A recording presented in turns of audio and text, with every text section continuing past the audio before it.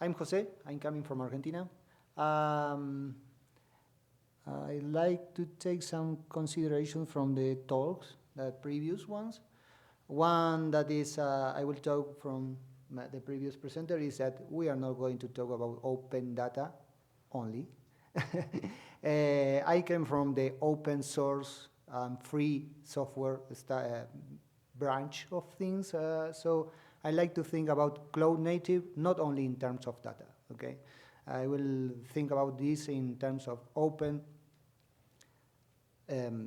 also in the cloud native, but for the rest of the components. There is a middleware that is necessary to run and execute processes, and then it's what I will show you based on using open data and also open components. Let me see. Okay, the first question, short, is if cloud native is only about data. The short answer is no, okay? It's also about the components and the software and all the designs that we have. Probably when we talk about open, from the previous talk that we have already participated, that was the Beyond Open Data, the concept of open, for me, at least for me, is about control or the governance or the restriction that I have when I want to use something, okay? So open for me relies on the thing that I can reproduce, I can use something without any kind of restrictions, or at least with restriction that I know, okay? In this case, what we are going to focus is in the mix of two things to make it working on cloud native. Open data based on Overture, because it's something that I like, basically, what is offering. And we need to focus also in the layer that is about software, the software side, the middleware, the intermediate layer that allow you to talk between your users and the data itself. Probably here what we have is people that is focused on saying that we don't need servers, and I agree, for some cases. But for other kind of services, you need a middleware that is usually named as server, okay? You need something that allow you to control or manage some perspective or aspect that are not only accessing the data. So if you don't believe me, I can just tell you that you should trust some people that are a big player on the cloud native thing. One is AWS, okay? I can see another ones, but this is fair. What is cloud native? It's not only about open data or making the data available in a cloud native format. Something that I can also share is closer, not only in the generic way, I can say it in the geospatial topic, is from Carto. Carto, they are always also mentioning that being cloud native is cloud native in the data side and also cloud native in the aspect of where the data is processed, okay? To be close to the data in that way. So the next question will be what implies to be cloud native. So it's a bunch of things. It's the applications and the architecture based on microservices or kind of. Something that allow us to orchestrate that, manage services. The infrastructure have to say that we have automated provisioning or infrastructure handled by code. Also, the operations at the DevOps. Okay, I'm a software engineer, so my focus is not only in the data, it's also in the part of the software side. Observability, have a system that provides resiliency, the CI/CD pipelines and integrations, and then we reach to the data. When we reach to the data, there is a lot of things that we can mention, but the main one and the topic that is major concern is how to handle distributed data and how to make it cheaper and accessible for everyone, okay, to access that information. The scalability, essentially. So how looks a full cloud native system? My answer is simple, like any other system. It's not about it's something that is different. The difference between the cloud and an old system like I used to handle 20 years ago as a sysadmin is that now I don't think about the hardware. Now I can think about the cloud. It's something that is magical. So for the system, it's clearly this kind of, I like this meme because it's like kind of, okay, what is important, but data is important. Without the data, we don't have the system, okay? Obviously, data could be something simple or more complex, but the software, if the software doesn't have any data to process, then it's not going to do anything. Back again to the cloud native. So when we talk about back to cloud native, what we are thinking is that the rest of the components should be also cloud native. If we don't have a cloud native system as a whole, then we are not talking about the cloud native system itself. It's not only the data access. We need the rest of the components behave in that way.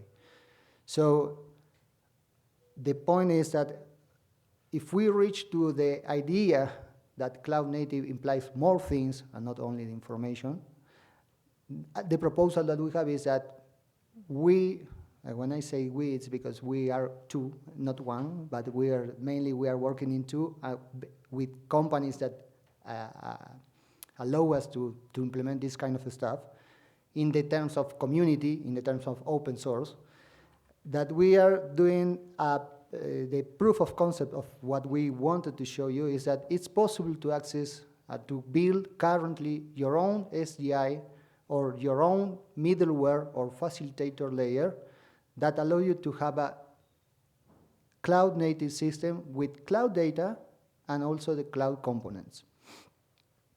In the data, the challenges, I'm not going to reply to focus too much on this one because it's something that Overture, each talk of Overture will say, is that the challenges are around distributed systems, okay, to manage the state of that, the data consistency, the gravity, just moving information, is because we are talking about a bunch of information, and trying to scale that information also in the data side. What we choose for our example here is Overture Maps, sorry. And now the next question will be how I could create a native cloud, a cloud native SDI or that middleware. Well, trying to do that means a lot of things that we need to rethink regarding compared with traditional GIS systems.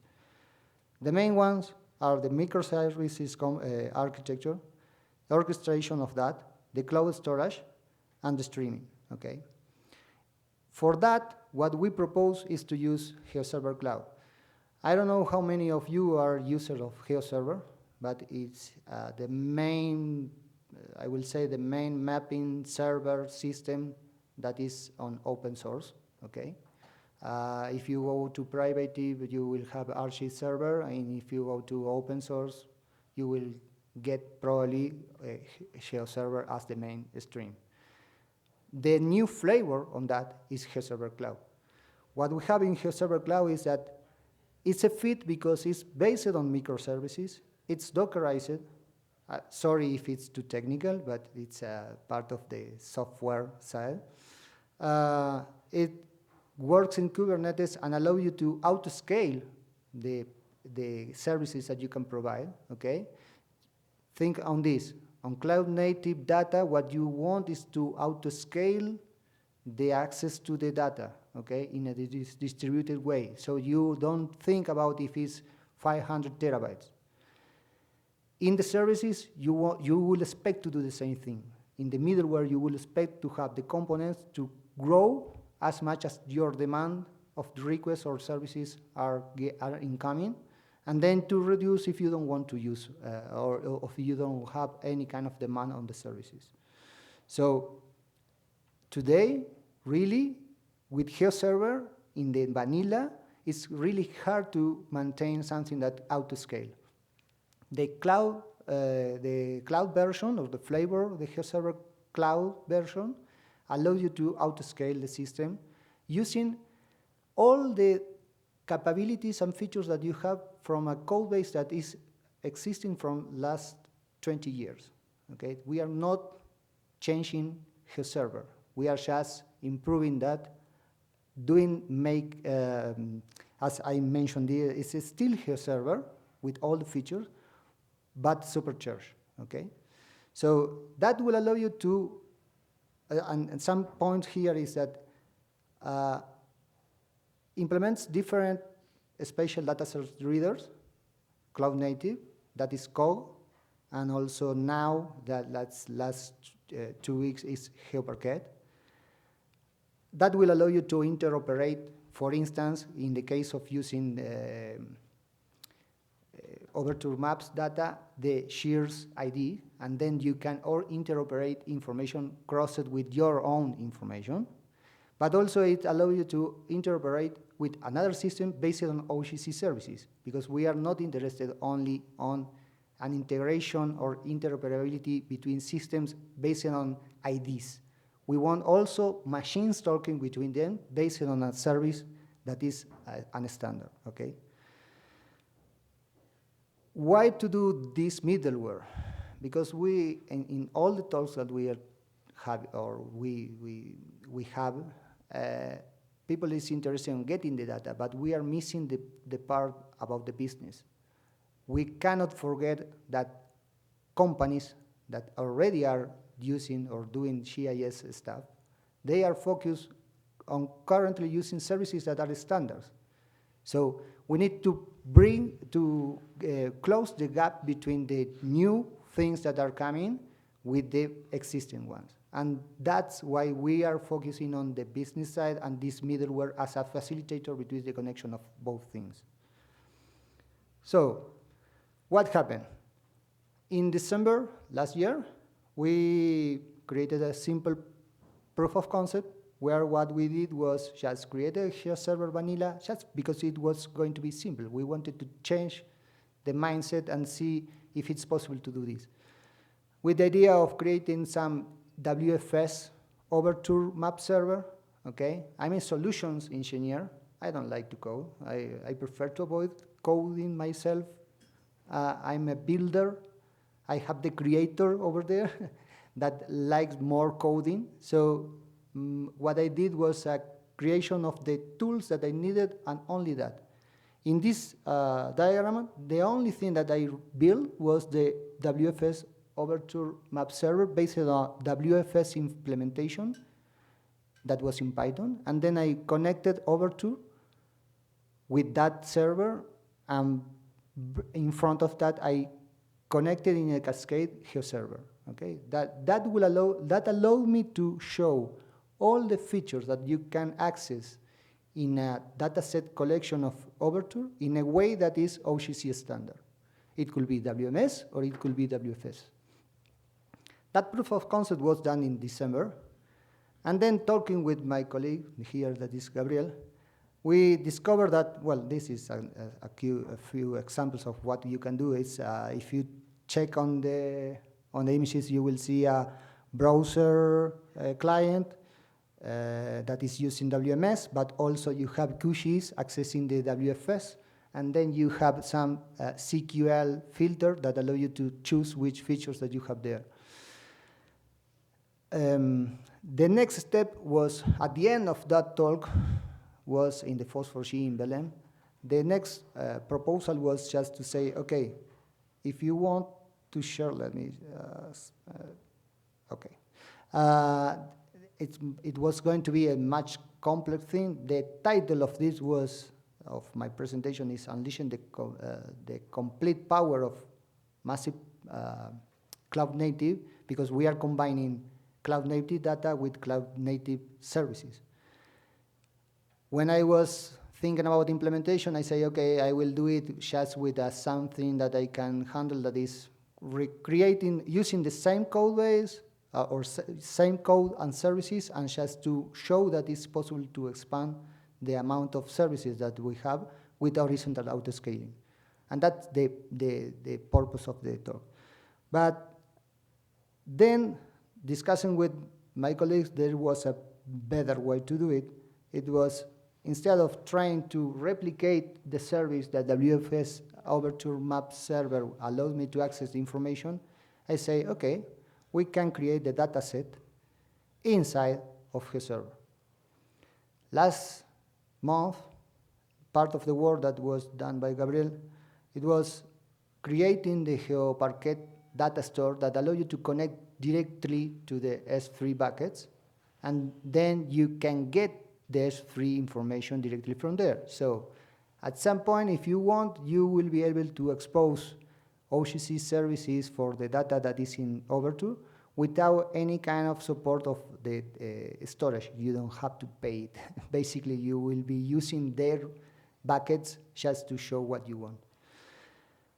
The good thing about this is that it's based on DuckDB. So at some point, you can imagine that for next steps, we will be interested on integrating new things or other kind of data sources. For instance, Iceberg, okay?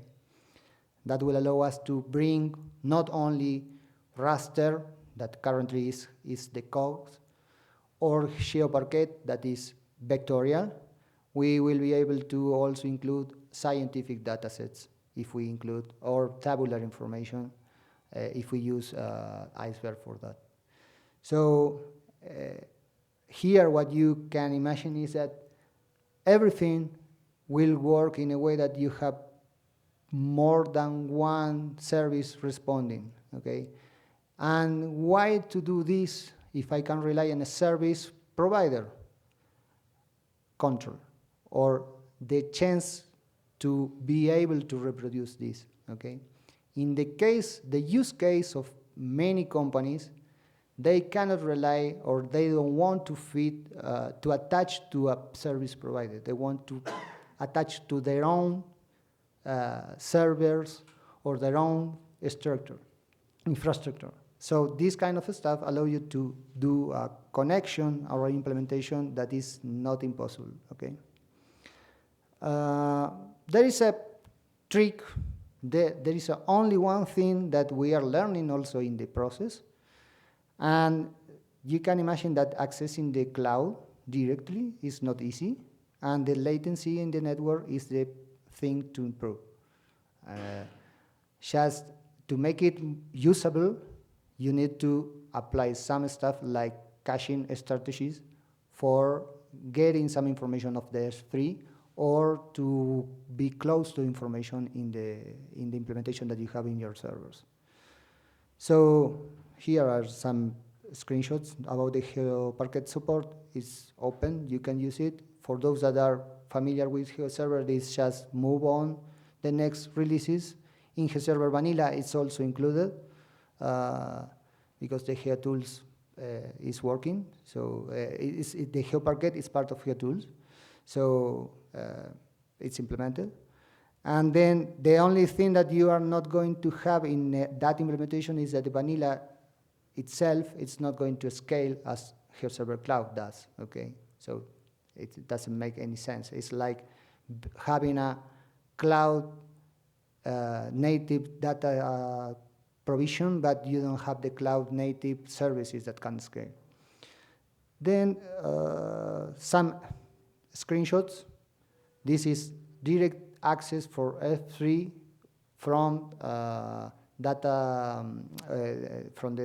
buckets of Overture Maps.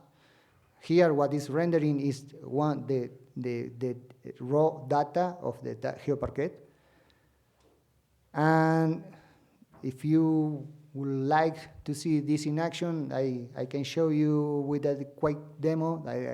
Unfortunately, it's not my laptop, but it's something that I can show you. It's working really in terms of the usability and the user experience that you can get. So you can access and draw this kind of stuff, really hitting the server and getting the WFS information. This case in particular is a map-level implementation, one HTML with reading WFS service and rendering the 3D model with the height just for the extrusion of the 3D models. And well, this is Buenos Aires. You can imagine that here we have thousands, if not millions, of features that are rendered.